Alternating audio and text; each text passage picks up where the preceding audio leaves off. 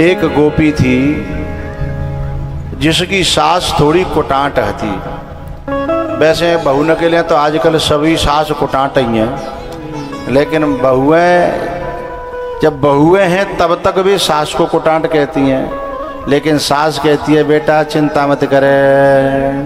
एक सास तो इतना अच्छा आशीर्वाद देती बहू है कि बहू समझ नहीं पाती जी आशीर्वाद दे रही है कि बद्दुआ। पूछो तो बताऊं, बता दूं। जब बहू पांव छीवे आवती तो सास कहती थी कि बेटा भगवान तो ऐसी बहू दे और ऐसी सेवा करे जैसी तू मेरी कर रही का।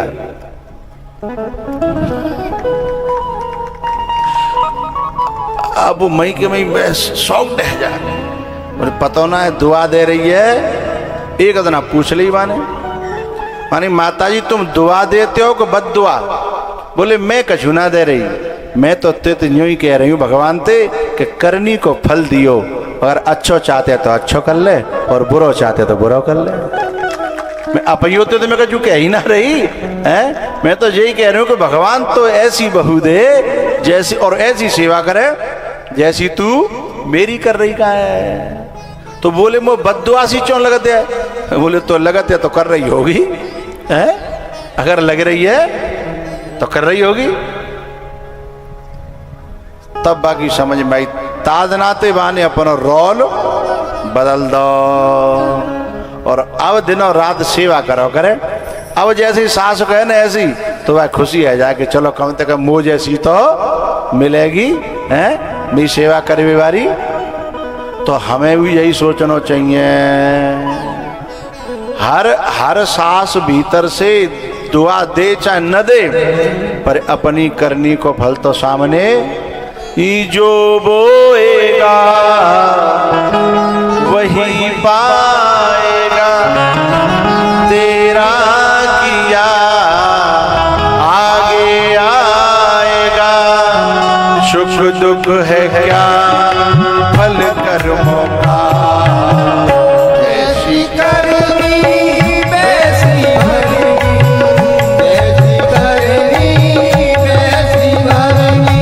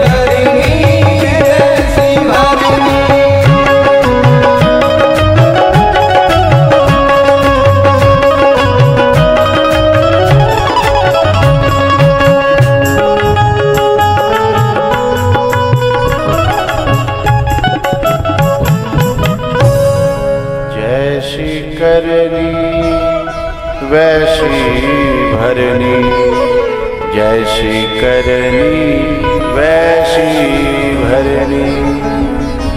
तो मैया यशोदा वो सासू थी ना, बाकी बहुएं 3 साल है गई पर घर से बाहर ना निकलन देते। और बाने भगवान की कथा सुन सुन के मन में इतना प्रेम इतना भाव जगो है कि बाकी दर्शन को मन चलतो है कि कैसे दर्शन है जान। एक बात बताऊं आप सबको, रामायण में एक चौपाई है,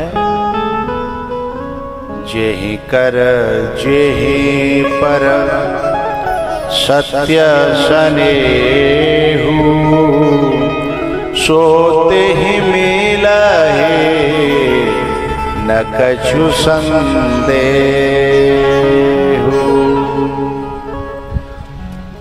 जिसका जिसके लिए प्रेम होता है वो उसे भगवान कभी न कभी मिला ही देता है। बहाना कुछ भी बने, तरीका कुछ भी हो जाए, जिसका जिससे प्रेम होगा, बहुत प्रेम होगा, वो कहीं न कहीं किसी न किसी बहाने से मिलेगा।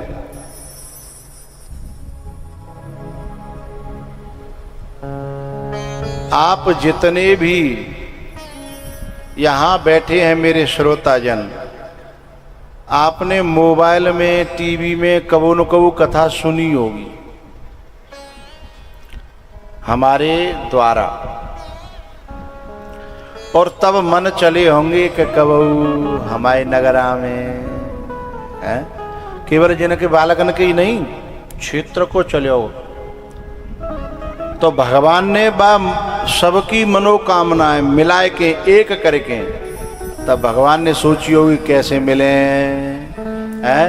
तब जिन बालकन के मन में प्रेरणा भई होगी, जिनने पहले बहुत सुनी होगी है, तो सुनी होगी, तो अब उन सबन की भावना जब टकराई है, तो ईश्वर ने इन बच्चों को केवल निमित्त बना दिया है कि तुम, भगवान कहते हैं कि तुम मैंने लायक बनाए हो, तुम ऐसा आयोजन करो जा आयोजन के बहाने ते सबन को मिलन है जागो है। तो जेहि कर जेहि पर सत्य स्नेहु, सोते ही मिलहे न कछु संदेहु, सोते ही मिलहे न कछु संदेहु। तो बात जा पे चली कि वो जो 3 साल ते लगन लगा रही है ना, तो वह 3 साल की लगन ने बस सास के अंदर नेक नरमाई भरी, और वाने बहू ने प्रार्थना करी कि माता जी आपकी आज्ञा होए तो नौरी में ते गोबर डारियाऊं, आपकी आज्ञा होए तो गोबरे डारियाऊं। सास बोली आज्ञा तो ना आते, पर तू ज्यादा कह रही है तो सुने, चली तो जा पर सूदी गेल जइयो और सूदी गेल आइयो। खबरदार जो न कहू है, हाँ अगर मैंने देख लई कि तू बड़े नगर आए छोड़ के नौगाई माऊ गई है, कि पुसैनी माऊ गई है, कि इधर शीशते माऊ गई है, कि टीके तो माऊ गई है, न कहू मैंने देख लई तो समझ लियो तेरे पावन ने तोड़ दूंगी। बोले माता जी सूदी गैल जाऊंगी और सूदी गैल आऊंगी। बोले ठीक है, लेकिन बाय तो भगवान के दर्शन करने आते हैं। भगत जी असत्य को पाने के लिए, असत्य मिथ्या संसार अनात्मा, इसको पाने के लिए 1,00,000 सत्य बोले जाएं तो भी असत्य ही है। असत्य को पाने के लिए 1,00,000 सत्य बोले जाएं तो भी परिणाम असत्य में ही जाएगा। माइनस माइनस प्लस हो जाता है, माइनस माइनस प्लस हो जाता है। और अगर सत्य को पाने के लिए 1,00,000 असत्य बोले जाएं, सत्य को पाने के लिए लक्ष्य में, हमारे टारगेट में सत्य की प्राप्ति का लक्ष्य हो, और हम कितने झूठ बोलें तो सत्य की प्राप्ति हो जाने के कारण भी असत्य भी सत्य हो जाएंगे। अब मुझे कहना क्या है कि आज ये सत्य को पाने के लिए अपनी सास से झूठ बोलती है, लेकिन लक्ष्य में सत्य है, टारगेट सत्य है, इसलिए झूठ भी झूठ नहीं रहेगा, सत्य हो जाएगा। अच्छे को पाने के लिए, सत्य को पाने के लिए घर पे झूठ बोलती है कि मैं ऐसे ऐसे जा रही हूं, और जाकर के गोबर की हेल भर लेती है ज्यादा सी, और भगवान जो है सवेरे सवेरे नंग धड़ंगे, एक कौंदनी बंधी है कमर में काली धागे की, हैं, और ठुमक ठुमक ठुमक ठुमक सवेरे सवेरे बालक रो मत है ना, तो आंख ने मीड़ के रो मत है। और पहले माताएं जो काजल लगावती हमारी बड़ो मोटो मोटो काजल, अब तो सो पता ही ना है। मम्मी बड़ी बिजी है गई है, चूँकि अब न तो वॉशिंग मशीन हथ कपड़ा धोवे की, पहले वॉशिंग मशीन हती हैं, पहले जन काका सामान हते ताते पहले फुर्सत रहती। और अब माताओं पर सोप तो ही ना बालकन काजे हैं, काजर लगावे को के पारवे को है के कौंदनी बांधवे को, पहले फुर्सत थी। पहले पूरे परिवार रहतो 20-20 आदमी को 50-50 आदमी को है, अकेली बैठती रोटी बनावे का और दे लगी है आटो लगा लो फिर आटो लगा लो फिर, लेकिन फिर भी सुखी रहती है ना। और अब तो है ना, तो पहले माताएं अपने हाथ को पारे वो काजर, और जब लगाती थी मोटो मोटो तो बालक को मीड़ के सवेरे सवेरे गालन पे डाल ले दो। और भगवान तो वैसे ही भक्क भूरे ज्यादा ही ऊपर ते गालन पे काजर और दल लो है, बिना मोह धोई निकल गए दर्शन देवे के लिए, रोज को नियम है उनको।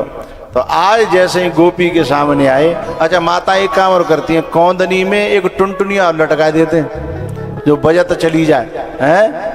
बातें क्या होता है मुझे नहीं पता, पर मैं इतना अंदाजा लगाता हूँ कि टुनटुनिया बजती है तो माता अंदाज लगा लेते हैं माँ खेल लो है, थोड़ी सी आवाज आती है तो ये अंदाज लगा लेती हैं। लेकिन अब माताओं का अंदाज लगाना बड़ा कठिन है।